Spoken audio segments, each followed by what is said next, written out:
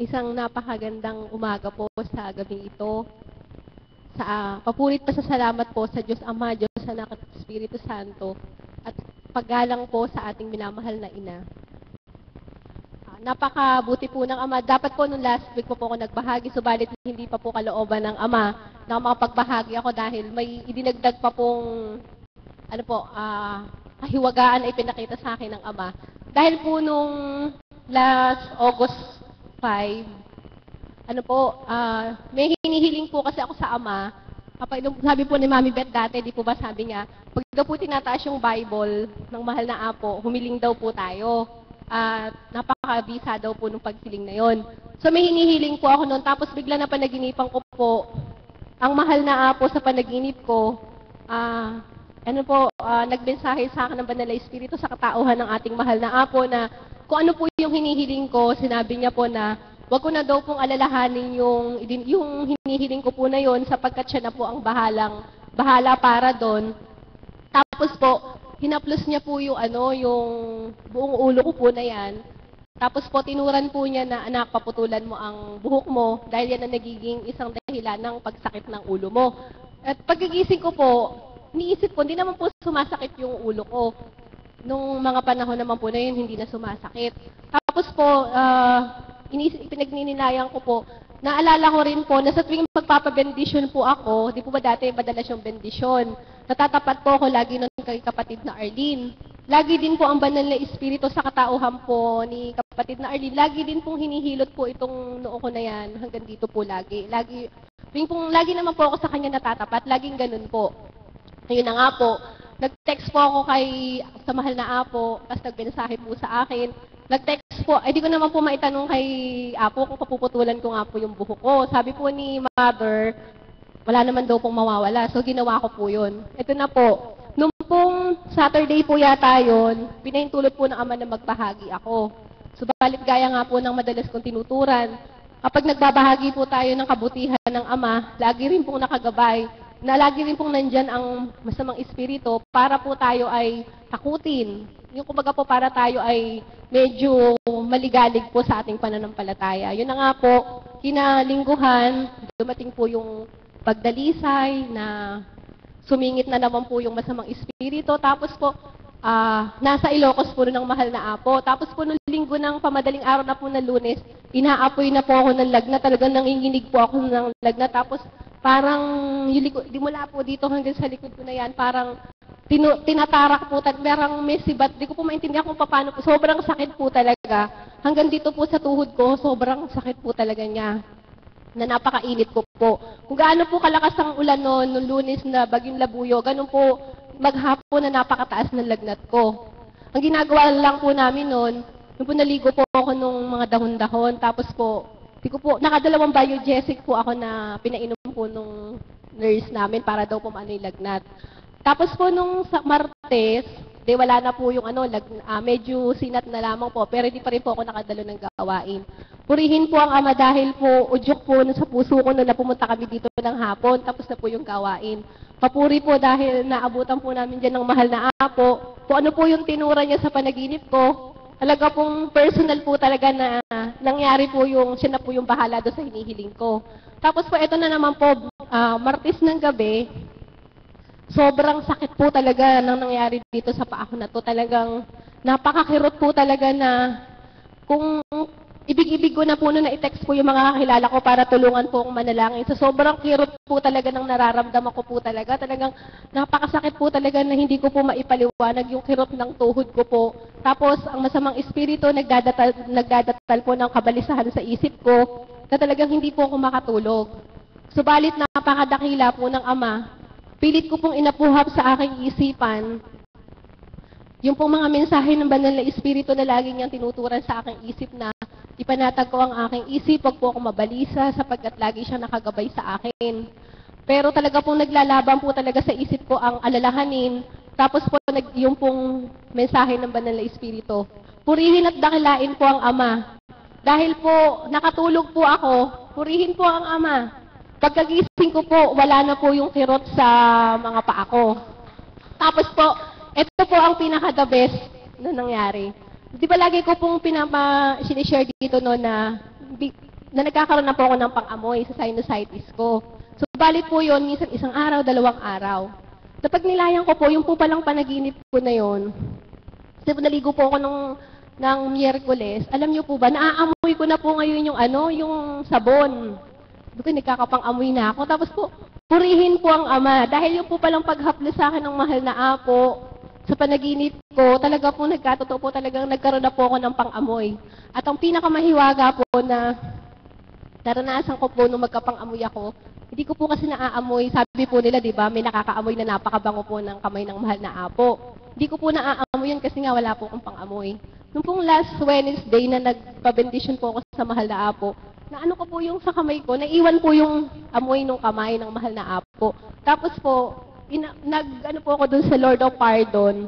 Ganun din po yung yung amoy. Kung ano po yung amoy ng kamay ng mahal na Apo, ganun din po yung halimuyak ng bango dun po sa adoration, at saka po sa kamay at paa ng Lord of Pardon. Tapos po, nawala na po sa isip ko yon. Kinahiwebesan po, trinay ko po, kung po pare-pareho po talaga yung amoy. Ganun na naman po, nagpa-bendition po ako. Tapos po, yun naman pong Divine Mercy. Inamoy ko din po yung yung kamay niya, purihin po ang Ama dahil isang amoy lang po talaga ang amoy ng kamay ng mga mahal na Apo, pati po yung kamay ng Divine Mercy, tsaka po yung Lord of Pardon. Tapos po, hindi pa rin po doon natapos yung pagdalisay. Nung pong last, di po ba bumagyo po, matagal pong walang pasok. Nag-LBM naman po ako nung last Wednesday. Talaga pong, kung sa katauhan ko po, talagang nanghihina na ako, talagang medyo nahihilo na po ako noon. Di ako nakadalo ng gawain ng umaga. Tapos po nung Miyerkules ng gabi, hindi na po sana ako dudulog doon sa mahal na Apo. Pero nung nakaupo po ako dyan, nahihilo na po talaga ako noon. Parang medyo nagdidilim na po yung paningin ko. Alam niyo po, napakabuti talaga ng Ama. Hindi man po tayo dumulog, hindi man po tayo magsabi sa Kanya, nararamdaman niya po kung may pinagdaraanan po tayo. Dahil po nung pagkapabendisyon ko po dito sa mahal na Apo, sabi niya po sa akin, "Anak, kumusta ka na?" So nagkaroon na po ako ngayon ng chance na magsabi sa Kanya. Tapos po dinulog ko nga po na nag-LBM po ako na talagang balik-balik na po ako. Nainom ko na po lahat ng dapat inumin.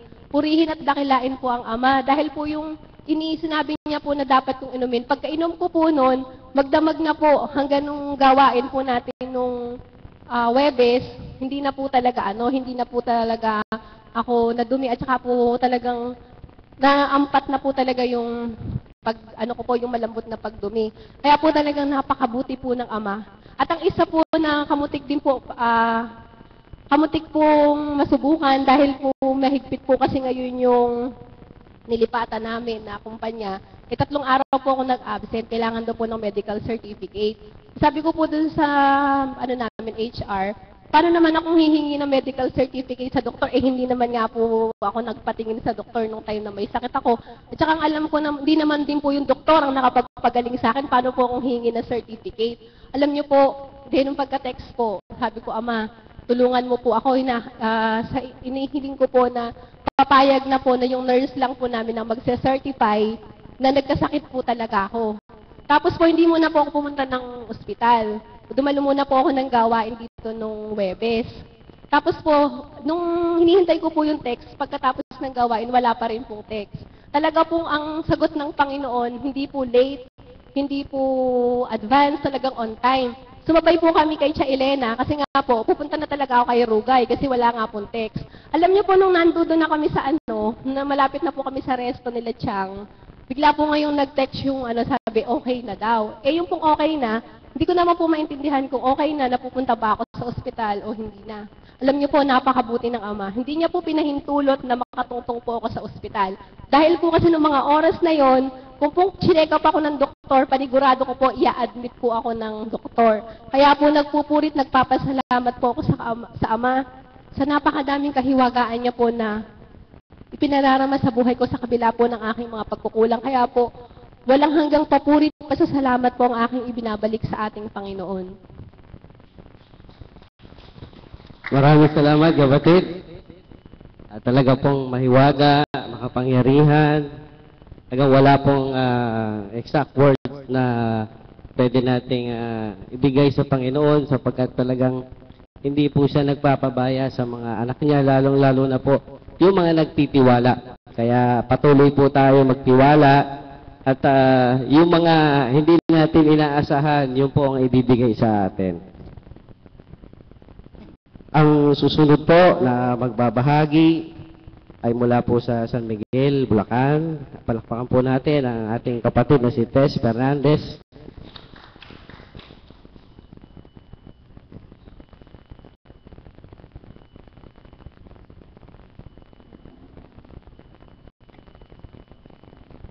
Magandang umaga po sa gabing ito. Sa mga alagad, sa inyong lahat, sa choir, sa inyong lahat mga kapatid. Ang maibabahagi ko lang sa inyo ay nang nangyari sa amin na yung anak ko nga nasa abroad na uuwi na buntis siya, na lagi kong dinudulog kay Apo na baka hindi makauwi dahil nga alam nyo sa Saudi maraming mahirap doon umuwi yung mga buntis. Sabi sa akin ni Apo, panaligan mo anak na makakauwi na walang magiging problema. Ganun nga yung nangyari, walang problema na hindi man lang daw siya inano sa airport doon. Kaya nung makita ni Apo, sabi niya sa akin, ang anak ko nga nandito na. Sumunod, dahil masyado ang manas niya nung dinala ko siya dito, na pinahipo ko siya kay Apo. Pagkaraan nun, the next Wednesday naman, nag-LBM naman siya. Tapos, nang nag-LBM, nung dinulog ko kay Apo, sabi niya, Apo, painumin ko daw ng dahon ng mga dahon-dahon. At kung hindi daw maalis, dalhin ko sa ospital dahil buntis yun, baka maano yung baby. Pero ganun po ang nangyari na hindi ko naman inano na sa ospital kung hindi pinainom lang namin ng dahon-dahon. Karaan naman po nun, hindi naman na siya na madumi. Yun naman po ang problema. Pagkataas po nun, hindi na siya madumi, ang inanok ng puno na ng dugo ng tubig pala yung baga niya, kaya siya hirap na siyang huminga. Nung dinulog ko uli kay Apo, sabi ni Apo, dalhin na nga namin siya sa ospital dahil baka yung baby ang magkaroon ng depresya. Pagkaraan po noon, nung Wednesday na dito kami, tinawagan nga uli kami na nung anak ko na dadalhin na siya sa ospital. Pagdating po doon, kailangan i-CS na siya dahil nagle-labor na. Yun po 8 buwan pa lang. Kaya po masyadong yung critical yung baby. Tapos pag napakataas pa ng BP niya, nag-180 over 120. Kaya po, dinudulog ko lagi kay Apo na sabi niya, panaligan mo anak na makakalagpas yung anak mo sa makakapanganak siya ng maayos. Kaya po ngayon, doon siya sa ospital ngayon. Pero yung pong baby, na-incubator po ng ilang araw. Tapos yung po ding anak ko, lalabas lang kagabi doon sa dahil napakataas ng BP niya at tumalabas din yung dugo sa ilong niya. Kaya po ako laging nagte-text ako kay Apo na laging sinasabi niyang magtibay ka anak at makakalagpas ka. Kaya po awa po ng Diyos, andun na po, ayos na po yung anak ko. Meron pa pong dumating na problema sa amin kagabi na yung pong anak kong magsaysay po kasi yon, nasa Spain sila. Meron daw po parang pinag-anuhan sila ng mga kasamahan, 4 sila, na pinagsabihan daw silang mga patay gutom dun po sa barko. Then daw po isang kasama niya nagalit. Parang napaaway sila doon. Ngayon daw po pauuwiin silang 4. Ang dinulog ko po rin kay Apo na yung pong problema, ang sabi po panaligan mo na hindi pa uwiin yung anak mo at maayos din yung problema. Kaya po nananalig ako sa Ama na hindi po mapapauwi yung anak ko doon sa at maaayos din po. Nagpapasalamat po ako kay Apo, sa Divine Mercy, na lahat po ng problema namin ay karamay po namin at lagi po kami nakakalagpas sa lahat ng problema. Ilan po at maraming salamat. Maraming salamat, Tita Tess. Yun nga po, wala naman po hindi nalalagpasan at lahat naman po ay kahit ang bagyo, humihinto din. Kaya po tayo ay patuloy lang ho na manalig na sa bawat pagsubok po na ating daraanan ay maging magaan po, matanggap natin at malampasan po natin kung ano man po yung mga bako na dadaanan natin sa ating buhay.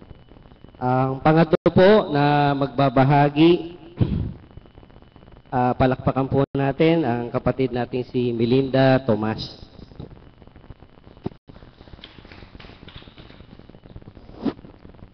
Isang mapagpalang umaga po sa inyong lahat sa gabing ito, mga mahal na kapatid, sa aking po mga mahal na kapatid na alagad, sa mga Kuya Caps, sa mga choir, sa IT team, sa inyo po lahat na mga tagasunod, at sa ating pong mga kapatid sa internet, higit sa lahat, magandang umaga po, Apo Conching, at pinupuri ko po at pinasasalamatan ng Diyos Ama, Diyos Anak, Diyos Espiritu Santo, sa kaisa ng mahal na Birheng Maria sa pangalang Apo Conching, walang hanggang papurit, pasasalamat. Buhay po ba ang Diyos?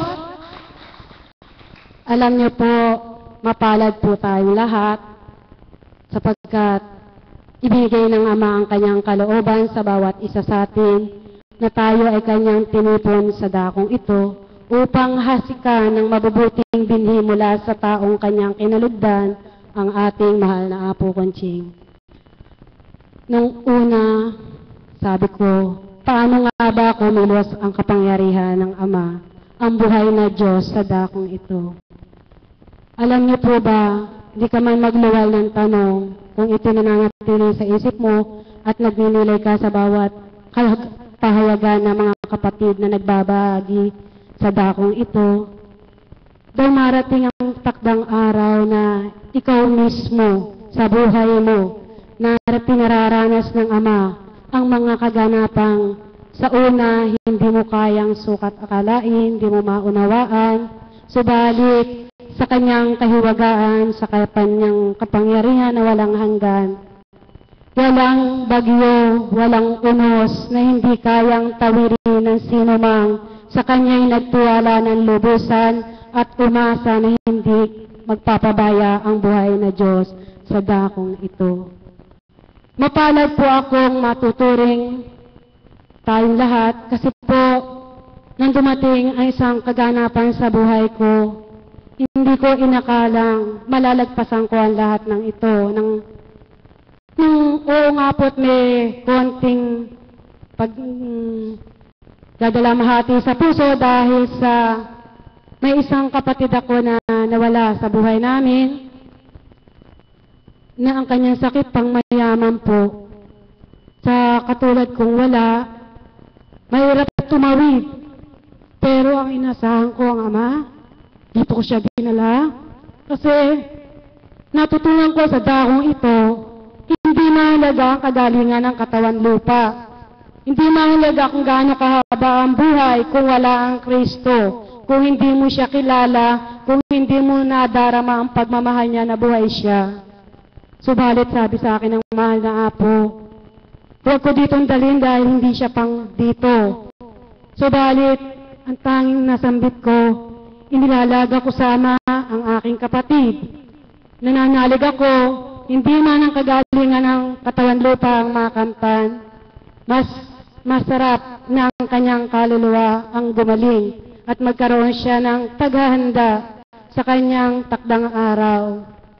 Mapalad po ako kasi nang matapos yung sitwasyon na siya ay kinuha na ng Ama, may isang kapatid po tayong tagasunod na nagpunta rito. Nag-alay po kami ng dasal. Higit akong naliwanagan sa naging kaganapan sa buhay ko kasi yung pong kapatid natin na yon, isang buwan siyang na-ospital. Dito rin po ang kanyang naging kaparaanan ng kanyang pagbawi ng kanyang buhay. Naubos daw po ang naipundar niyang kabuhayan. Kaya sabi ko, mapalad ako, mahabaging totoo ang buhay na Diyos na naririto. Kasi po, mahabag ang Ama sa panalangin naming magkapatid na huwag nang ibigay ang sakit o hirap o kalbaryong dulot ng sakit na cancer. Nabata ng kapatid ko yun ng almost 2 weeks, wala pong idinaing na kahit ano, maganang kumain, nakakatulog ng maayos. hanggang sa huling sandali, hindi siya nahirapan. Wala po kaming nagastos na malaking halaga, kundi yung pong pagmamahal ng mga kapatid na nag-alay po nung araw na tinatakbo po siya sa ospital. So, bali, sabi ko nga po, Ama, kami ay pangunahan mo, huwag mong itulot na kung sakali magpahirap pa ang kapatid ko o mag-ubos pa ng pera sapagkat wala po kaming aasahan kung hindi kayo lamang. Natupad po yun, ibinigay po ng Ama ang awat habag niya, na ipaghanda ang huling sandali niya, na irao sa kabila ng balakid na aming pinagdaraanan. Ngayon po, sa kaparaanan din ng Ama, nung nagpunta po kami kay Tita Beth para mag-alay ng dasal para sa nanay niya, nung matatapos na po, balisa ako. Bakit po? Pag uwi ko, yung isang pamangkin ko, yung nagta-tricycle, na aksidente sa highway. Kasi may overtake na tricycle, sa lalagpasan siya, yung pala may kasalubong na Innova, 4 wheels, kaya siya ang binangga. Sa pagbangga, bumaligtad po yung tricycle. Sabi po nung bata, Auntie, hindi ko alam kung paano akong napaupo sa loob ng tricycle. Wala po siyang anumang nasaktan, hindi rin po nasira yung tricycle. Meron lang pong tapakan na ipahihinang, pawe-welding. Yung lang pong kaprasong sugat niya sa tuhod ang naging pinsala niya. Kaya sabi ko, magpuri ka, magpasalamat ka sa Ama kasi kaya ako pinabasbasa ng yung tricycle sa Apo Kunching. Nilangalig ako, nagtitiwala, menor de edad ka mang naghahanap buhay para mabuhay kayong mga ulid. Hindi kayo pababayaan ng Ama. Kaya po sa bawat araw, pumupunta ako rito, patag. Hindi ako nag-aalala, payapa ang loob ko. Kasi alam ko, lahat ng tatalikdang ko, ang Ama ang mga ngalaga, mag-iingat. Sa anumang kakulangan, ang Ama rin ang magpupuno. Basta ang gusto ko, mag-aalay sa Ama, maglingkod. Kasi, hindi lang para sa akin, kundi para sa lahat ng tao, lalo na po sa mga hindi pa po nakabubuksan, hindi pa tumatanggap sa banal na Espiritu sa katawan ng Apo Kunching, na patuloy na sumusuri. Huwag po kayong patuloy na magsuri sa hindi nyo nababatid kung sino sinusuri nyo. Kasi po, matakot po kayo sapagkat ang lahat ng kaparusahan sa takdang araw po magaganap. Kaya tayo po lahat na patuloy na tinitipon na akin ng Ama, huwag po natin sayangin ang oras at buhay na ipinahiram sa atin ng Ama. Bigyan po natin ng halaga ang kayamanang inaalay sa atin ng buhay na Diyos sa dakong ito sa patuloy na paghahasik ng mabubuting binhi sa katauhan ng ating mahal na Apo Kunching. Basta po, pagpunta nyo rito, isuko nyo, iaris nyo ang lahat ng mga bagabag, lahat ng dalahin nyo, panaligan nyo. Pagdating nyo rito, biyaya ang makakamtan nyo, hindi lang sa katawan lupa, hindi lang sa pasanin o daladala natin, kung hindi higit sa lahat, ang pagkabuhay ng Espiritu at kalakasan, kalusugan ng ating mga kaluluwa, dahil patuloy tayong lumalapit at inilalapit ng buhay na Diyos sa dakong ito. Maraming salamat po at magandang umaga po sa inyo. Maraming salamat, kapatid na Melinda. Talagang pinatibay na po talaga to si Tita Melinda eh. Kaya ako, believe na po ako talaga dyan sa mga alagad. Ano? Tapos na po yung mga nagbahagi. At nawa po ay meron po tayong napulot at para naman po medyo mag-iba naman ay hayaan niyo po na alaya po tayo ng awit ng ating mga kapatid na choir. Tinatawagan ko po si Tita Mirna at si Tita Gloria po ng choir. Palakpakan po natin.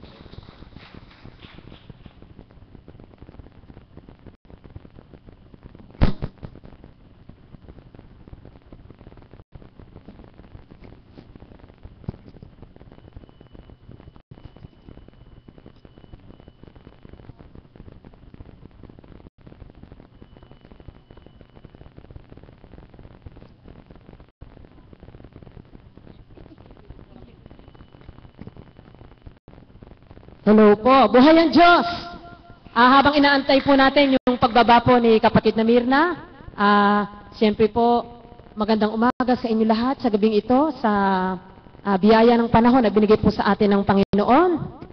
Kahapon po galing po kami sa misyon kung saan po sa Valenzuela po ginanap, sa matagumpay na misyon. Napakadami pong tao at sabi ko nga po isang inspirasyon yung nakita namin doon na ano yun, yung tao na walang paa. May paa ba yun? Ayun, maiksi po. Di po ba tayo? Kuminsan pagka nanghihina tayo, halimbawa, wala tayong ulam, mainit na ulo natin. Kagaya po ng mensahe kanina, walang pera, masakit ang ulo. Ano po? Hindi natin naiisip na higit pala tayong napakapalad. Nung pong isang araw nung bumagyo, sabi ko po sa sarili ko siyempre po nalulungkot ako. Dahil siyempre, meron tayong iba't ibang pinagdadaanan sa ating buhay. Kanya-kanya po kasi tayo dyan. Nung mapanood ko po yung nabaha, halos nalubog ang bahay. Sa totoo lamang po, hindi na po ito pangkaraniwan sa atin. Higit na napakapalad po natin na tayo ginagabayan ng ating Panginoon. Hindi niloloob ng Ama na tayo ragasain ng napakalakas na ulan at bahain ang ating pong kinalalagyan. Kaya po, papuri at pasasalamat sa ating Panginoon. Patuloy ang gawain para sa ating Diyos na buhay. Patuloy na siya papurihan, pasalamatan, at tayo maghandog kung ano man po yung ating maaari nating ialay. Kapatid na Mirna. Yan. Hello po! Ay, sabi ang ganda ng boses, kahit bungoy, talagang alive na alive. Ay, sige po. May kodi ko.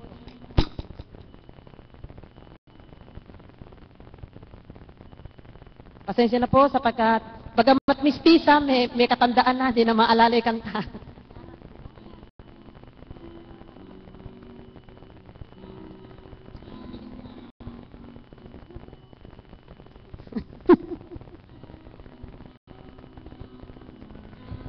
Papuri sa iyo, dakilang Ama, Anak at Espiritu Santo. Bagaman po ang awiting ito ay may kalumaan na, kagaya ko, Luma. baka po nakalimutan na. Subalit sa Panginoon, ang namnamin po ninyo ay ang lyrics ng awitin. Tingnan niyo po, nang dahil sa katandaan may napagalak po akong 2 bata doon. Sa sobra pong katandaan ng awitin, hindi ko na po ma-recall.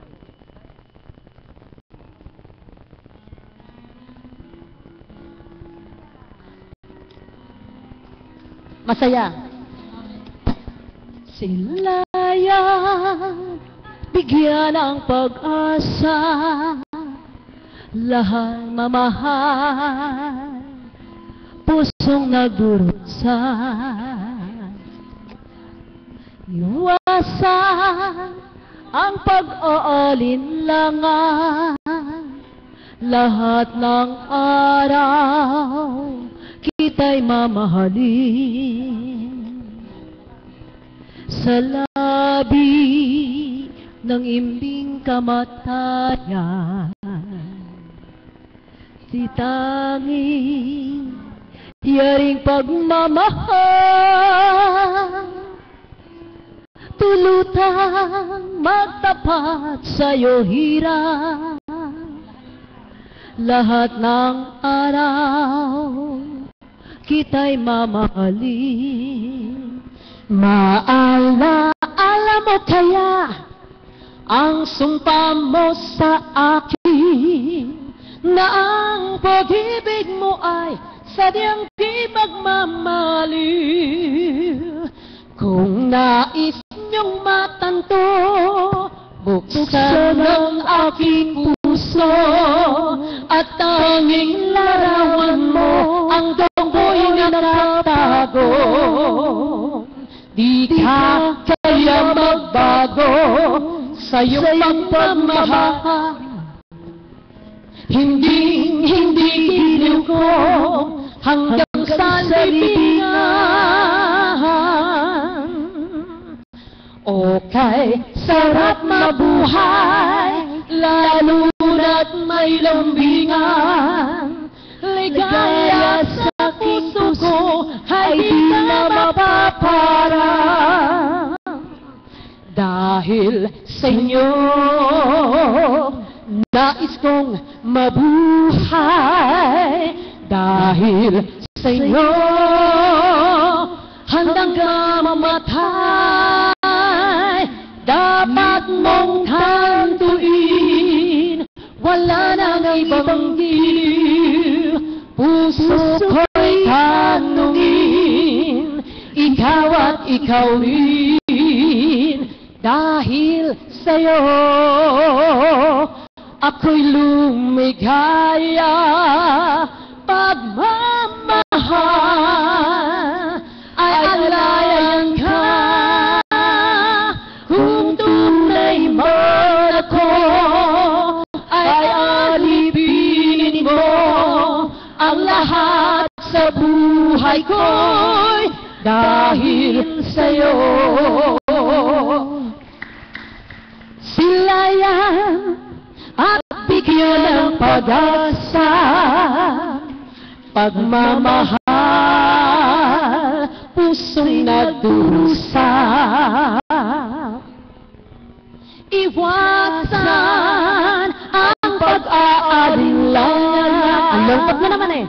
Lahat ng araw, kita'y mamahalin.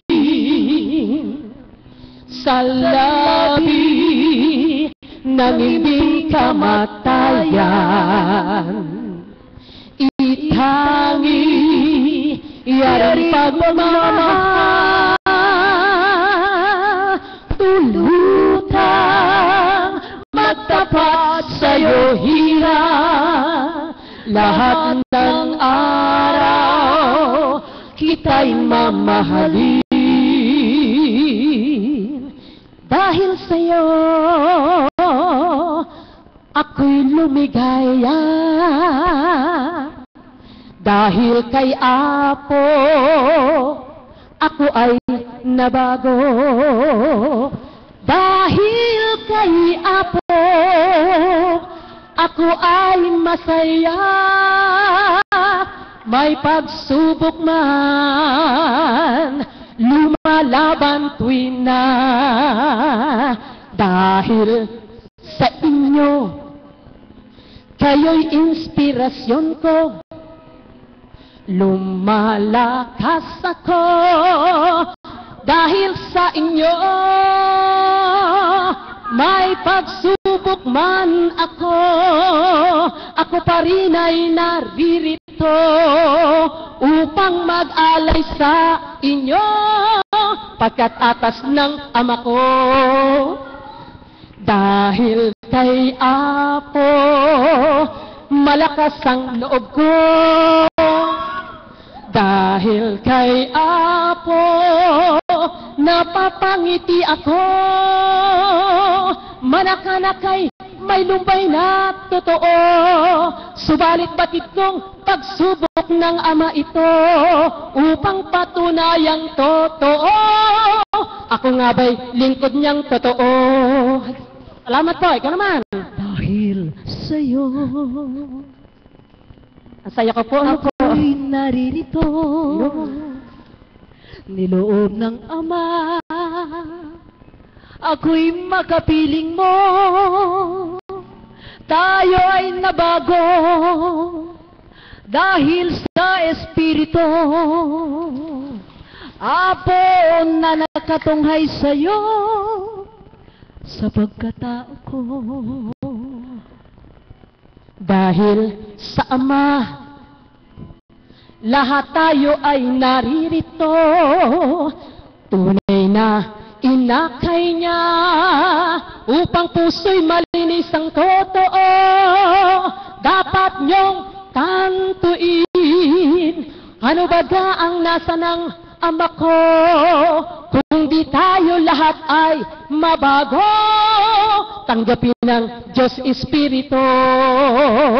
Dahil sa mga kasama kong alagad na naturingang totoo, ako din ay lumalakas pag nakikita ko kayo.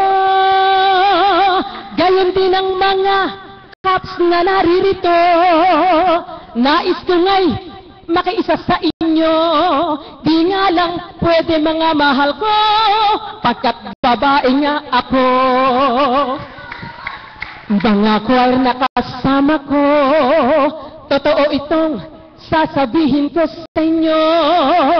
Kayo ang inspirasyon ng buhay ko, kaya nagtitibay ako. Katulad ng laging sinasabi sa inyo, may hapis lumbay man ang puso ko. Pag kayo'y nakikita ko, masaya na ang buhay ko. Hambing sa bulaklak na ito, alay ito ng ama ko. Ginamit lamang ang kapatid ko upang ipabatid ang pag-ibig sa aking totoo. Pagkat ang sabi nga ng ama ko, anak ko'y huwag kang bibitiw na totoo. Pagkat ako lamang ay naririto, nagmamahal sa iyong totoo. Di ba mahal na kapatid ko? Kapatid ko. Totoo ang tinuturan ko, pagkat sa pagdadalisay ko, kasama ang ama ko. Di mo batid ang plano ng ama, kaya kuminsay nalulumbay ka.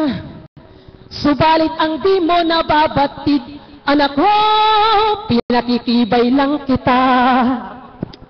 Dahil sa'yo, o kapatid na marisa ko, kanina nga'y di ka kasaling totoo, subalit ngayon kasama ka na. Ang sabi nga ng ama, anak ko'y mahalin ng pantay-pantay sila, pagkat di ako nagtatangi sa iba. Maganda man o pangit ka, mahal na apo ko. Sa pagkakasalay, patawarin mo ako sa bilang pagkatao, pagkat walang perpektong totoo, alagad mang naturingan ako. Sa totoo lamay nagkakasalang totoo, sa kapwa ko alagad rin na katulad ko. Apo, patawad sa iyo, ikaw naman ang umawit sa'yo.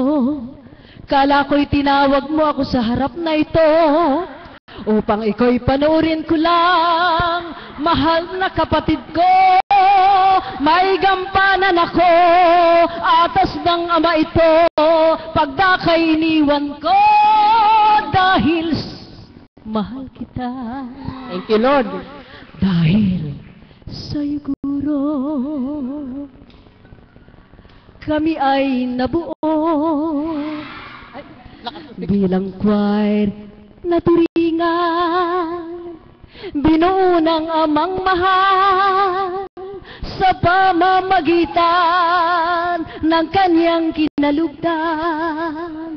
Apo kunching na turingan, salamat amang mahal.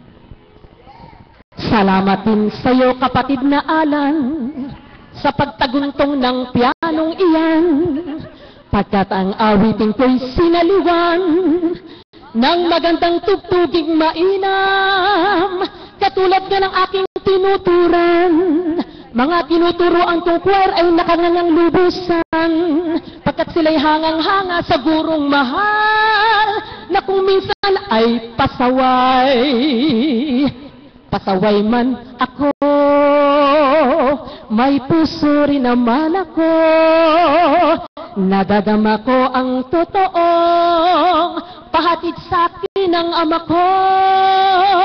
Nang dahil kay Apo, Diyos ay di ko makikilalang totoo, kaya't ako'y naririto sa harap ninyo. Salamat mga minamahal ko, sa pagtitig nyo sa akin ngayon. May galak sa puso nyo, naihandog ako.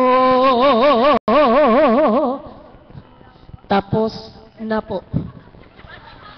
Puro yun ang show. Gusto ko pa. Ay, meron pa. Tapos na ba? Oh. Salamat po, Ama. Ayan po talaga, ayan. Sa totoo lamang po, pagka ang nasa puso mo, yun ang lalabas eh. Yun po ang totoo talaga. Kumbaga, sabi nga, tayo kung minsan, inaabot po natin yung, diba, meron po tayong mga pagsubok sa buhay. Subalit, yun, nakikita po yun ng tao. Oh, yan eka, may dinagdaraanan. Yan eka, gano'n. Pero, yung nakatago sa kaibuturan ng puso mo, ay hindi po nakikita ng tao yon. Ang tanging nakakabatid po nun, ang ating Panginoon. Kaya, ayaw at ayaw mo man, pagkasya na yung sinabi niya, sulong anak, bigla-bigla po lalabas. Kasi yun po yung laman. Yun po yung laman ng puso. Kaya, maraming salamat po sa inyo lahat, sa mga nanood sa atin sa mga sa internet. Pasalamatan mo, kapatid. Maraming salamat po sa lahat ng ating mga minamahal na kapatid sa ibayong dagat at sa lahat po ng naririto, higit sa lahat, sa ating dakilang Ama, mahal na mahal niyo po kami, pababa at pataas, mahal na mahal niyo po kami. Maraming salamat po. Salamat po sa inyo. Maraming salamat po.